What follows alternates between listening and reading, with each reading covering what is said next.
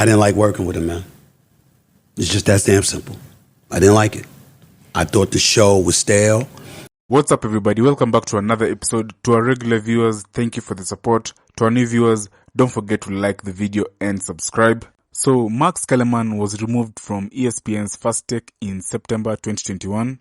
Since then, the details of ESPN making a change in the morning show still get discussed and dissected. Stephen A. Smith has not been shy about the move he made in telling the ESPN execs that either him or Kellerman had to go. And here we are now, 2 years later, and Stephen A. Smith is still sharing details behind the split. During a recent episode of the Joe Biden podcast, Smith was asked what he would say to the people who say they saw the tension between him and Kellerman before his departure from the show. Stephen A. obviously did not hold back. He went on to give a lengthy explanation of what went down and his feelings about the situation. So this is what he says. Let me play the clip.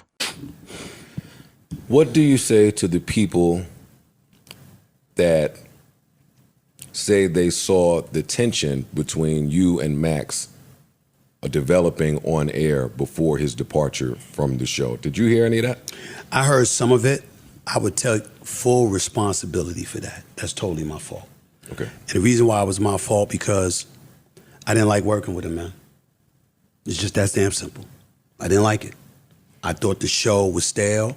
I thought that we had flatlined when it came to the public at large. And I'm trying to win.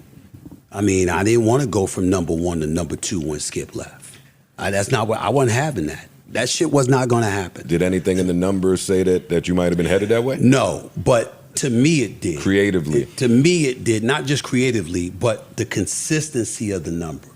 Got it. In other words, it wasn't going this way. Yeah. It was just there. It was just there. And not only that, it's like us being in this room right now. Come on, y'all. Y'all know the difference between something that's stale and something you pumped up for. You just know. Absolutely. And so that's what I was feeling. And it was like, listen, I had mad respect from him from the standpoint that white dude, highly intelligent, Ivy League educated from Columbia, smart as a whip, can talk his ass off, can talk about anything. And I get all of that.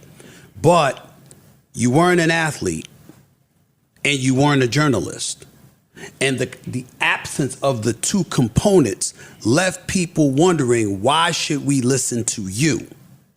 Okay, well, you might have had that figured out on Sports Nation, or you might have had that figured out on another show. But on this show, if you looked at the content emanating in the social stratosphere, meaning YouTube and other components that you use to measure one's cachet, Q ratings, focus groups, all of these different things, it was like I was damn near doing the show by myself because we were oceans apart in terms of cachet. Well, how are you oceans apart from me if you sitting right across from me 5 days a week for the whole 2 hours? Because one of us is resonating and one of us is not in that platform. And so I was like, look, this is what it is. And we had a number of conversations, one-on-one, many, many times. I know this audience. I know what they're looking for. I know what they need, et cetera, et cetera. At some point, you're going to do what you need to do or you don't. And if you don't do what you need to do, I'm going to get somebody who will. That's me, and I made no qualms about it. Now, I didn't have the authority to let him go. But you have coffee with the person that... How about that? I mean? How about that? And so what I did was, I've been very honest and very consistent about it. There's nothing personal. We weren't enemies or anything. To be real, we ain't spoke since, other than high and by, or if I had to go on the show when they were doing the morning show, I would get interviewed.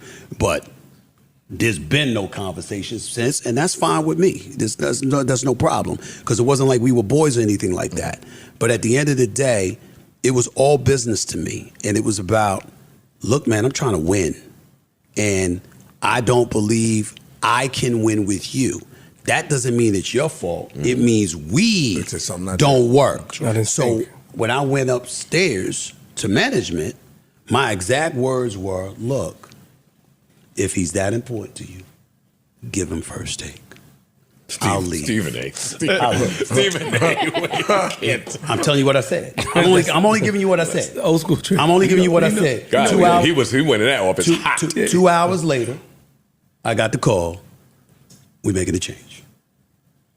Yeah, you just said fire. So basically, Stephen A. Smith got Max Kellerman fired. I don't see anything wrong with it. He explains it very well. He felt that he and Max Kellerman was not working, which is okay. Then we have this other crazy theory. Some people think that the black audience was starting to identify more with Max Kellerman than with Stephen A. Smith. To explain this, let me play this clip when NFL legend Terrell Owens was on First Take. I'm in the streets. Max almost seems blacker than you, Stephen A. with what he's coming, with his commentary. With all due respect, my brother. I'm just saying, dog. Wait a minute. Wait to finish. I'm just saying. I'm gonna check you right now. You don't cross the line. I'm just saying. Time. Wait a minute. You don't cross the line. So let me leave it to you guys. Do you think the theory that the black audience identifying more with Max Kellerman than Stephen A. Smith led to the split up? What do you think? Please drop a comment. Don't forget to like the video and subscribe. Thank you.